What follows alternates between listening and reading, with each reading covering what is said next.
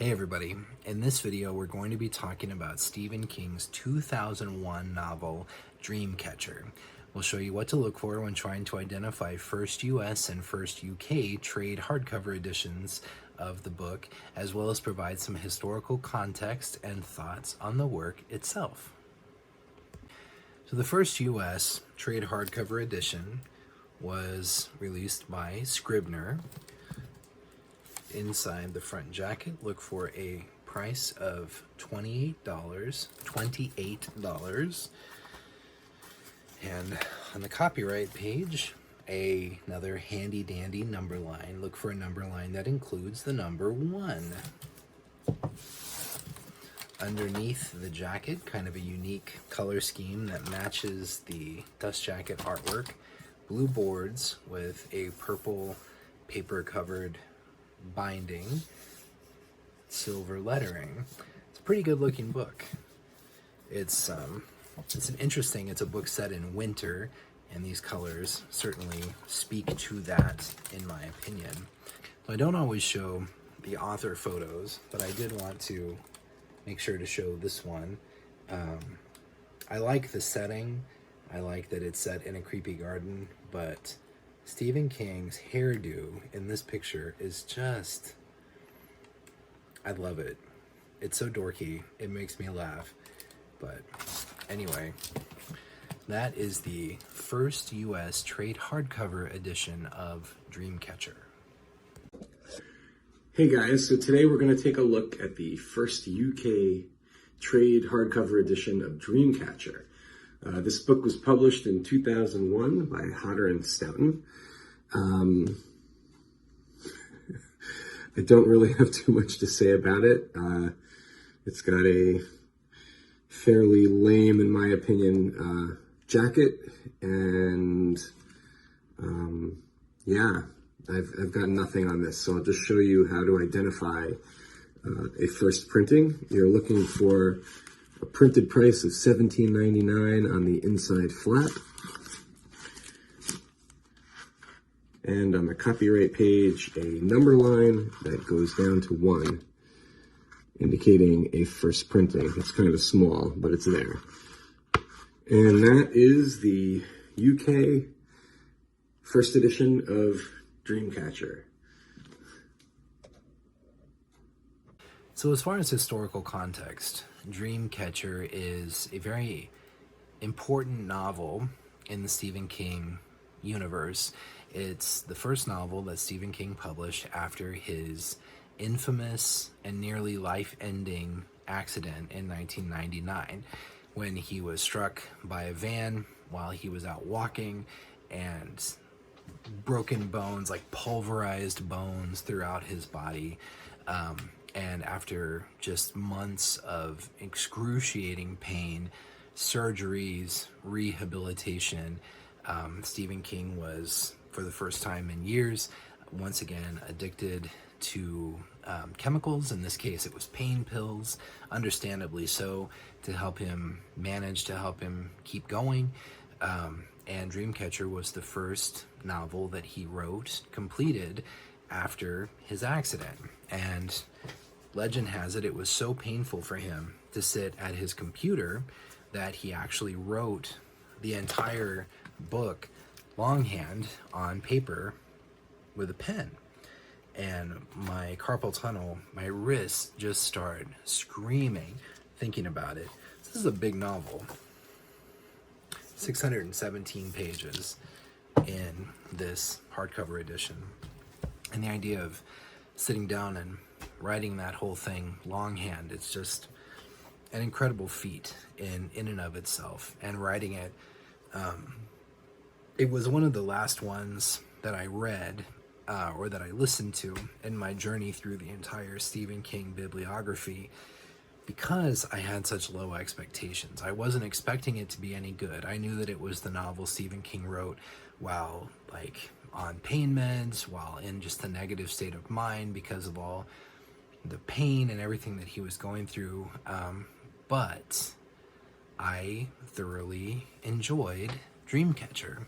It shows up in my video of the most underrated Stephen King novels, and I had such low expectations, and I was so pleasantly surprised.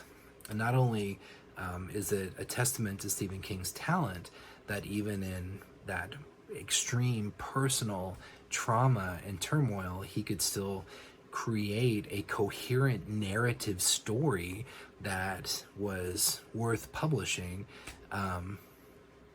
But yeah, it's not only coherent, but it has some things to say, and it's an interesting social commentary. I see a lot of throwback to like EC horror comics, which I know Stephen King was a fan of as a kid. He has mentioned that there's scatological references and aspects of the novel came about just because of the situation that he was in. You don't have the luxury of pride, and when you have to rely on other people to do everything, including help you go to the bathroom, feed you, get you dressed, all of the above. And the scatological, the intestinal aspects of Dreamcatcher definitely reminded me of EC horror comics. And Stephen King has a bit of a gross out edge to his writing, and I think to his humor, and he's definitely gone there many times over the years, and Dreamcatcher ranks up there in terms of his like, oh gross, that is so nasty narratives that he has produced. But Dreamcatcher, for nothing else, I will always be a fan and grateful to it because it coined the immortal term "shitweasels," and that is one of my very favorite swears of all time. I got it from Dreamcatcher. Someone cuts me off in traffic, oh, you shitweasel, or if the toilet stops working in the house and we have to get a plumber to fix it, then oh, shitweasels. You know what bad news that is. Oh, shitweasels. But I owe that all to Dreamcatcher. In some regards, the feel and the tone of Dreamcatcher reminds me of the Tommyknockers, another novel where the drugs that were coursing through Stephen King's body at the time that he wrote it, they have an influence, they exert an influence on the narrative. And Dreamcatcher is a bit like that. It has some, some of the plot points. There's a bit about sort of a supernatural, a psychic power that one of the characters has to see a connecting line between things. That didn't really become clear in my head while I was listening to it. The friendship of the group of main characters is really interesting and cool, but I had a really hard time differentiating who was who. I just kind of rolled with it, even though it's clearly stated, like, these two characters are here doing this, these other two characters they've gone off and done that. I still had a hard time. So was this the one that did the thing, and the one that's bald and wears the hat, is he the one? But anyway, that might be more of a commentary on my own cognitive abilities at the time I was listening to Dreamcatcher. But so it's not the most crisply written, but it is engaging. It is fun. It has the best government-related villains in a Stephen King novel. I don't know. Maybe since Firestarter? I mean, Firestarter involved a fictitious government agency called the Shop, and Dreamcatcher involves, our actual U.S. military, and has some social satire, some surprising humor, some tenderness. There's a mentally disabled character that, truly could have been cringe-inducing if it wasn't handled properly. But I didn't get a sense that Stephen King was writing down for the character. I got the sense that he really respected and loved the character, and that all the other characters in the book respected and loved this character as well. So It was one, like I said, that I had very, very low, very low expectations for, but thoroughly surprised me, and I really, really enjoyed it. So, if you like sci-fi, if you like EC horror comics, if you like